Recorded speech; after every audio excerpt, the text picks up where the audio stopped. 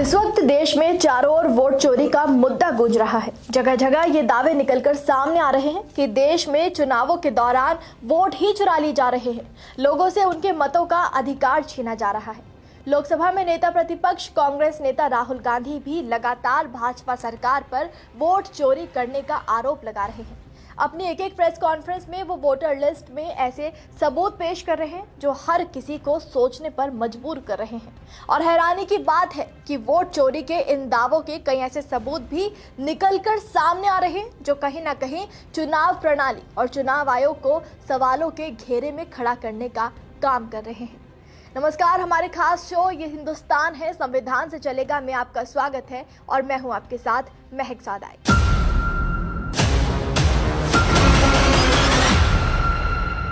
हमारे सामने कई ऐसे दावे और सबूत निकलकर सामने आए जो बार बार ये सवाल करने पर मजबूर कर रहे हैं कि क्या वाकई देश में मतदाताओं के वोट चोरी हो रहे हैं। लेकिन सबसे पहले हम आपको बता देते हैं कि आखिर कांग्रेस नेता राहुल गांधी वोट चोरी के बारे में कौन से आरोप लगा रहे हैं। तो दरअसल सबसे पहले राहुल गांधी ने दावा किया कि चुनाव के दौरान फर्जी वोट डाले जा रहे हैं। उन्होंने दावा किया कि पिछले साल हरियाणा में हुए विधानसभा चुनावों में 1,24,000 से ज्यादा फर्जी तस्वीरों वाले वोटर निकले हैं। राहुल गांधी ने आरोप लगाया कि हरियाणा विधानसभा चुनावों के दौरान डाले गए लाखों वोट चोरी के थे। आरोप है कि एक व्यक्ति के नाम से कई वोट दर्ज है और ऐसा कई जगह किया गया। शहर के सुंदर इलाके की मतदाता सूची में राहुल नाम के युवक के 3 वोट दर्ज है। पिता का नाम तीनों जगह विजेंद्र सिंह रहा। मतदाता सूची में 20, 76 और 481 नंबर पर राहुल के नाम से वोट बने हैं। आरोप है कि असली मतदाताओं के नाम वोटर लिस्ट से काटे जा रहे हैं। राहुल ने प्रेस कॉन्फ्रेंस के दौरान बिहार के जमुई से 5 लोगों को मंच पर बुलाया। उन्होंने बारी बारी से बताया कि उनका वोटर लिस्ट से नाम कट गया है। राहुल ने कहा कि हजारों लोगों के यूपी और हरियाणा में वोट है। यूपी के 2 भाजपा समर्थित सरपंचों के उदाहरण भी दिए। दालचंद और उनके बेटे का दोनों राज्यों में वोट है। आरोप है कि चुनाव आयुक्त ने हाउस नंबर 0 पर झूठ कहा कि ये बेघरों के लिए होता है। लेकिन राहुल ने अपनी वोटर लिस्ट में इस प्रेस कॉन्फ्रेंस के दौरान एक बड़ा घर दिखाया जिसका नंबर 0 था।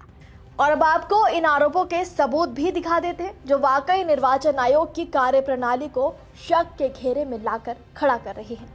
सबसे पहले आप खुद पूर्व भाजपा सांसद राकेश कुमार सिन्हा का केस सुनिए, जिन पर अपने राज्य के अलावा दूसरे राज्यों में भी जाकर वोट डालने का आरोप लगा। पूर्व राज्यसभा सांसद राकेश कुमार सिन्हा पर आरोप है कि उन्होंने इसी साल दिल्ली विधानसभा चुनाव और अब बिहार चुनाव दोनों में मतदान किया है। राकेश सिन्हा ने 6 नवंबर को बिहार में हुए पहले चरण के मतदान में बेगूसराय स्थित अपने पैतृक गांव मनसेरपुर में मतदान करने के बाद सोशल मीडिया पर पोस्ट किया। लेकिन कुछ ही देर में यूजर उनके पुराने पोस्ट लेकर सामने आ गए।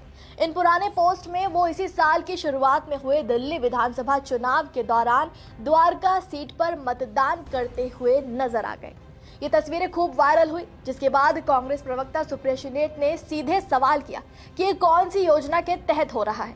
विपक्षी महागठबंधन ने इस मुद्दे को तुरंत लपक लिया क्योंकि वो पहले से ही फर्जी वोटिंग और वोटर लिस्ट से नाम हटाने का आरोप लगा रहे थे।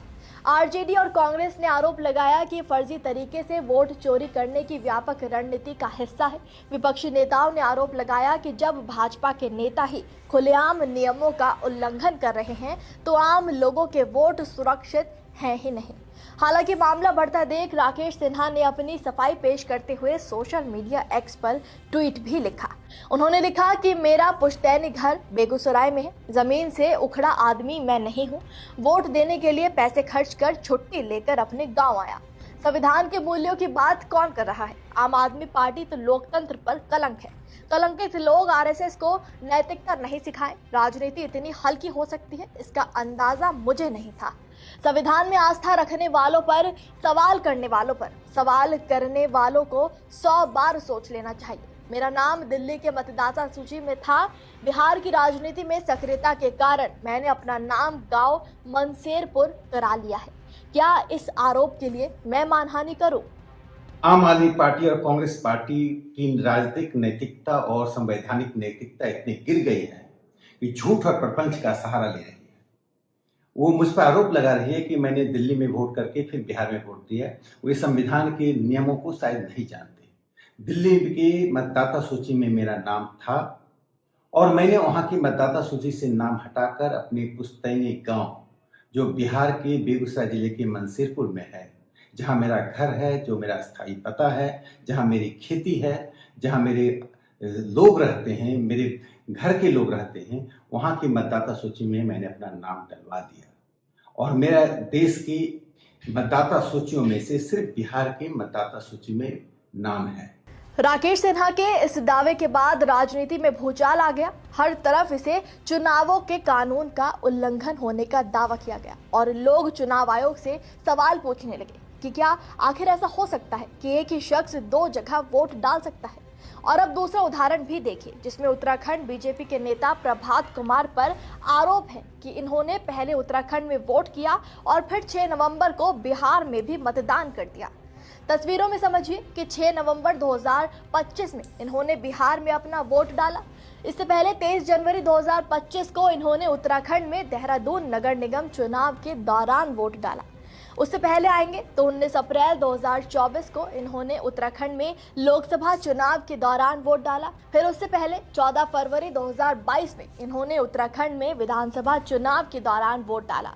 उससे पहले 11 अप्रैल 2019 को इन्होंने उत्तराखंड में लोकसभा चुनाव के दौरान वोट डाला और फिर उससे पहले 18 नवंबर 2018 को इन्होंने उत्तराखंड में देहरादून नगर निगम चुनाव के दौरान फिर से एक बार वोट डाला। और दावा है कि उत्तराखंड में इनका EPIC नंबर अभी भी एक्टिव है। तो सवाल उठा कि आखिर ये बिहार में कैसे वोट कर सकते हैं।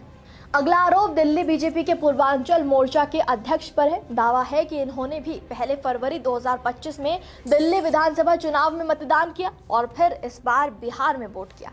बीजेपी कार्यकर्ता नागेंद्र कुमार पर भी आरोप है कि इन्होंने पहले दिल्ली में वोट किया और फिर बिहार में जाकर वोट कर दिया। और भी कई ऐसे आरोप हैं जहां एक ही शख्स द्वारा अलग अलग जगह में जाकर मतदान किया जा रहा है, लेकिन ये 2 आरोप अभी सबसे ज्यादा वायरल है। लेकिन अब सवाल ये उठता है कि क्या वाकई एक मतदाता अपने दर्ज राज्य के अलावा किसी और भी राज्य में वोट डाल सकता है?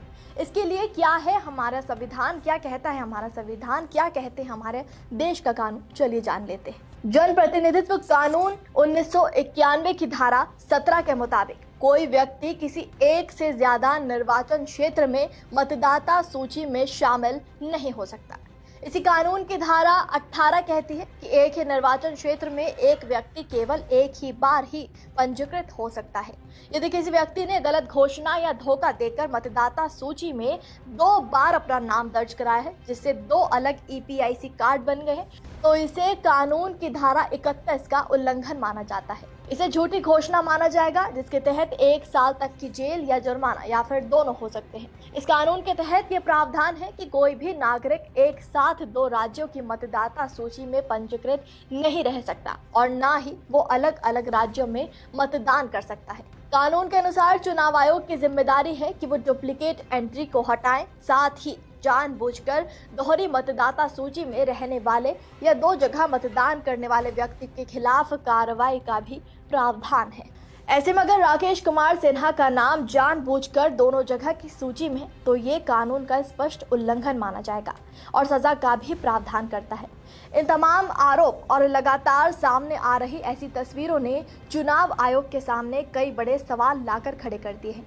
आप इस मामले पर क्या कहेंगे और इन आरोपों में आपको कितनी हकीकत नजर आती है, हमें कमेंट में जरूर बताइएगा।